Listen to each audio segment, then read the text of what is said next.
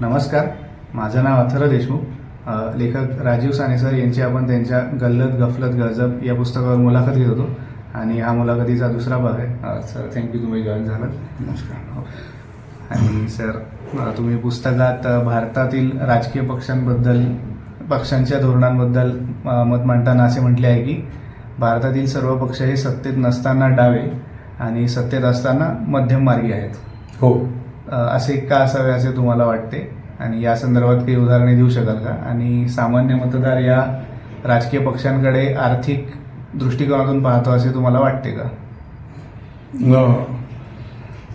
राजकीय पक्ष हे मतदारांचा अनुनय करून फुकट देऊ, स्वस्तात देऊ अशी आश्वासनं देऊन निवडून येतात, पण ते त्यांना परवडत नाही.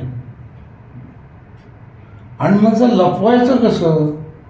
तर ह्याच्याकरता चुकीचं रेकॉर्डिंग करणे, यासाठी जे पैसे घेतले तर त्याला आपण लाच म्हणतो. म्हणजे रेकॉर्डवर खोटं आणायचं आणि त्याच्या बदल्यात पैसे घ्यायचे, ते लाच असते. वस्तुस्थिती वेगळी असते. आणि कुठलाच पक्ष असं म्हणत नाही की तुम्ही उत्पादन, जनतेने उत्पादन वाढवल्याशिवाय गरिबी जाईल कशी?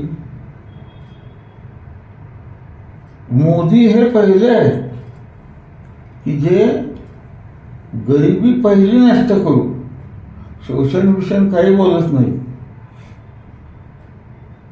आणि जास्तीत जास्त विकास करू असं स्पष्टपणे बोलणारे मोदी. आणि त्याच्यापूर्वी राज्यकर्ते आणि नोकरशहा यांना तथाकथित समाजवादाचं आकर्षण होतं, कारण त्यात त्यांचा फायदा होता. पण ते सगळंच बोंबलल्यामुळे आता उघडपणे राज्यकर्ते बोलायला लागलेले की मैं नहीं 140 करोड जनता कर रही है. हे जे काय येतं ना, मी तुमचं कल्याण करायला आलेलं नाहीये, तुम्हीच तुमचं कल्याण करायचं, हे खणखण सांगणारा हा पंतप्रधान आहे. सर, आणि मध्यम मार्गी म्हणजे एक्झॅक्टली काय? तुम्ही जे म्हणाले की सर्व पक्ष हे सत्तेत नसताना डावे आणि सत्तेत असताना मध्यम मार्गी. तर मध्यम मार्गी म्हणजे ते कामगार म्हणजे सत्तेत नसताना डाव्या घोषणा करतात, पण ते शक्य नसतं आणि म्हणून ते तडजोडीच्या ॲक्च्युअली भूमिका घेतात आणि तसे कायदे करतात. आणि हे कायम होत आले म्हणजे? हो हो. उदाहरणार्थ, मराठा आणि कुणबी हे वेगळे वर्ग आहेत. त्याला कुळकायदा आला, त्याला ज्यांच्या जमिनी पण जप्त झाल्या, इतके जे सतत मोठे होते जमीनदार ते मराठा आणि त्यांची कुळं म्हणजे कुणबी. आणि मराठा आणि कुणबी हा भेद लपवून ठेवण्यासाठी आणि प्रत्येक गावात मराठा नेतृत्व टिकवण्यासाठी कुणब्यांनाही मराठाच म्हणायचं, हा खोटेपणा शरद पवारांनी चालू ठेवला. आणि आता पंचायत अशी होऊन बसली आहे की त्यामुळे राखीव जागांमध्ये जे जणात इतर ओबीसी म्हणजे बलुतेदार जाती ज्या आहेत त्यांना दिलं गेल्यामुळे कुणब्यांसाठी जागाच उरलेली नाही आहे. आणि मराठा आरक्षण हा शब्द इतका फसवा आहे की मराठा खरा तो की ज्याची कुळकायद्यात जमीन गेली आणि कुणबी तो की जो राबतो. तर मग कुणब्यांसाठी आरक्षण ठेवायचं ना. पण कुणबी हा वर्ग आहे मराठातच लपलेला, हे गुप्त राहावं आणि गावोगाव मराठा खऱ्या अर्थाने लोकांची पाटीलकी चालू राहावी, या हेतूने शरद पवारांनी मराठा कुणबी हा भेदच दिसू दिला नाही, लपवून ठेवला. आणि आताच उघडकीला यायला लागले. आता होऊन काय बसलंय की इतर ओबीसी म्हणजे बलुतेदार जातींना भरपूर कोटा दिल्यामुळे 50% कुणब्यांना जागाच राहिलेली नाहीये. मोदींनी उलट educationally and economically weaker sections EWS म्हणून एक वेगळं आरक्षण दिलंय. ते ह्या 50%च्या बाहेरचं आहे, कारण ते जातीवर अधिष्ठित नाहीये.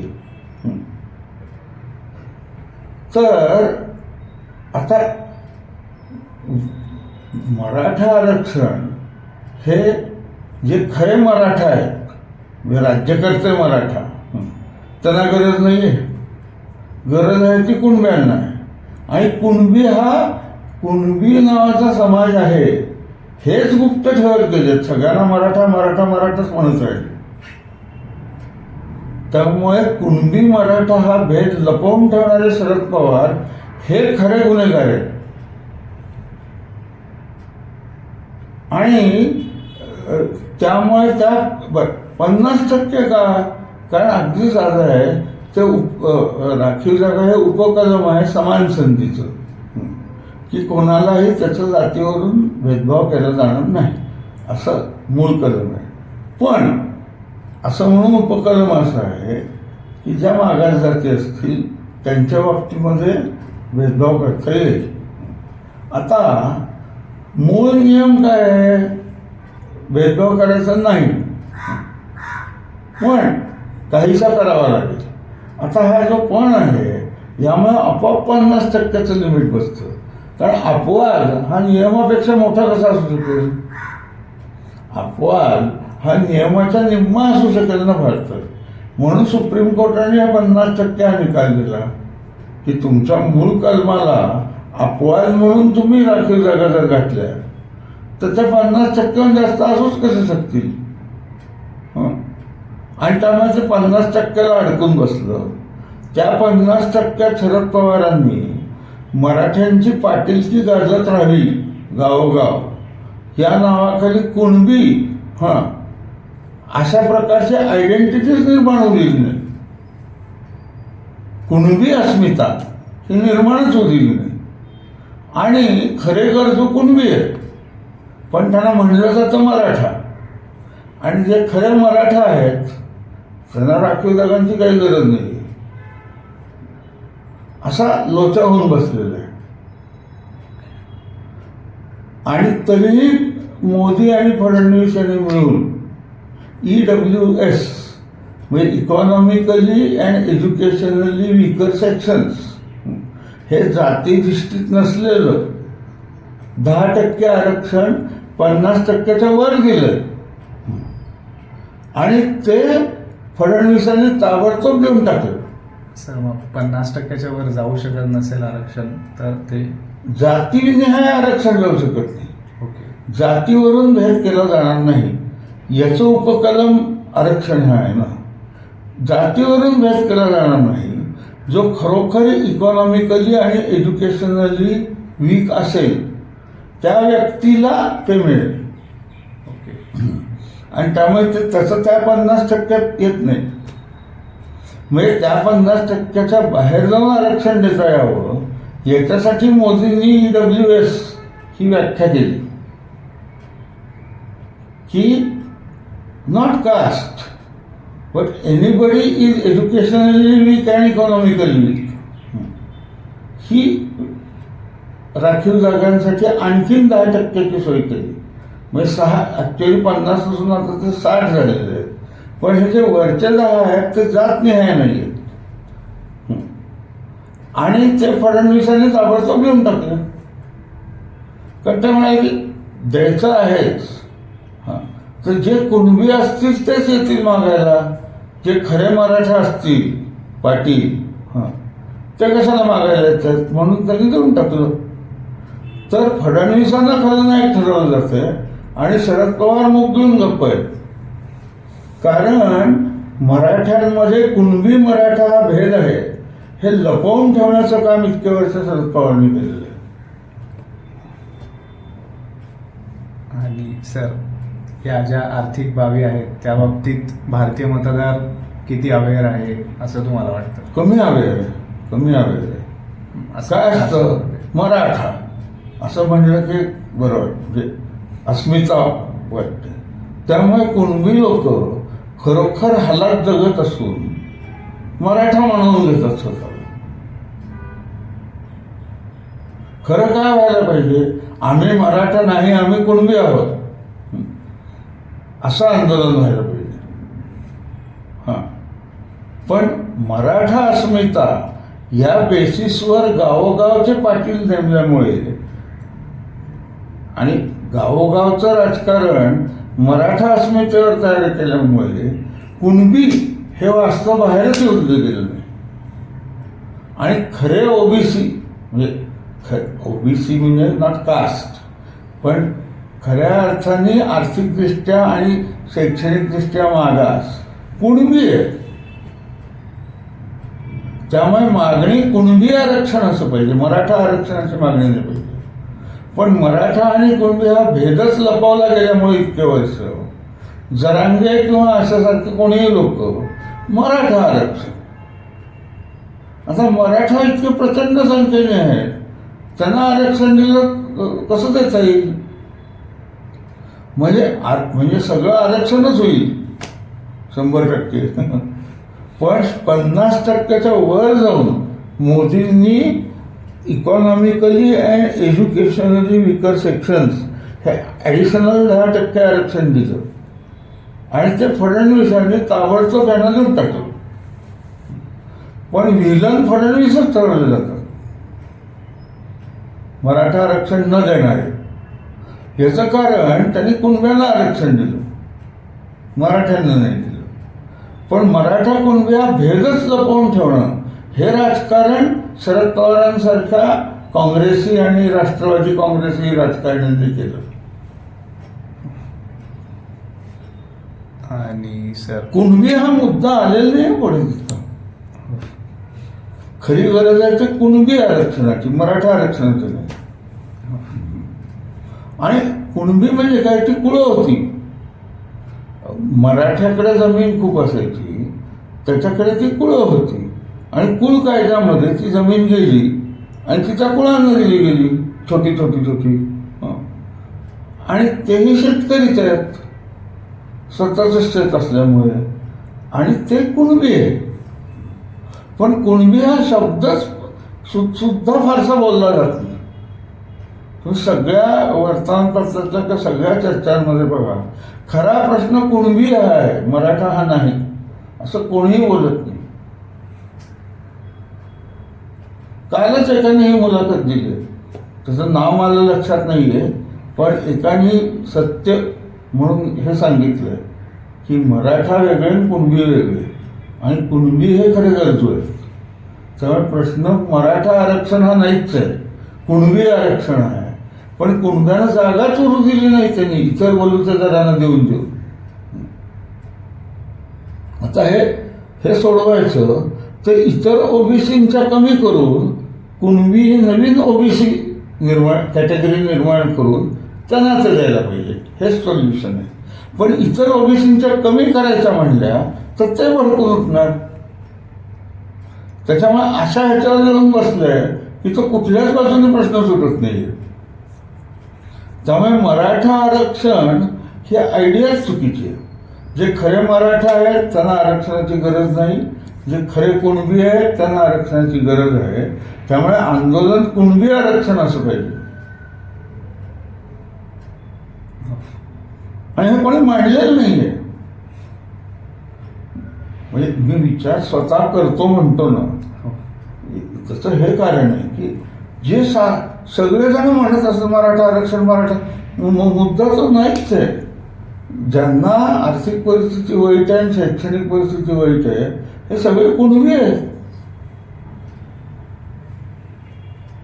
आणि जरांगे पाटील सुद्धा कुणबी आहेत, पण त्यांना आपण कुणबी आहोत ही जाणीवच नाही. त्यामुळे ते मराठा आरक्षण म्हणतात. आणि सगळेच मराठा जणू काही त्यामुळे मराठा आरक्षण मिळणार आहे. साधी एक गोष्ट लक्षात राहा, आरक्षण हा प्रश्न मुळात अतिशय लहान आहे. आरक्षण सरकारी नोकऱ्यात देता येतो. किती जागा आहेत? 100% आरक्षित केल्या तरी किती जणांना रोजगार मिळणार आहे?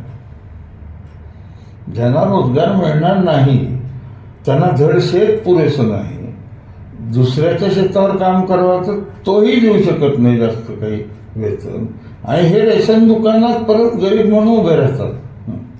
असा जो वर्ग आहे खऱ्या अर्थाने दडपलेला, त्याच्या नावाने कोणीच बोलत नाही.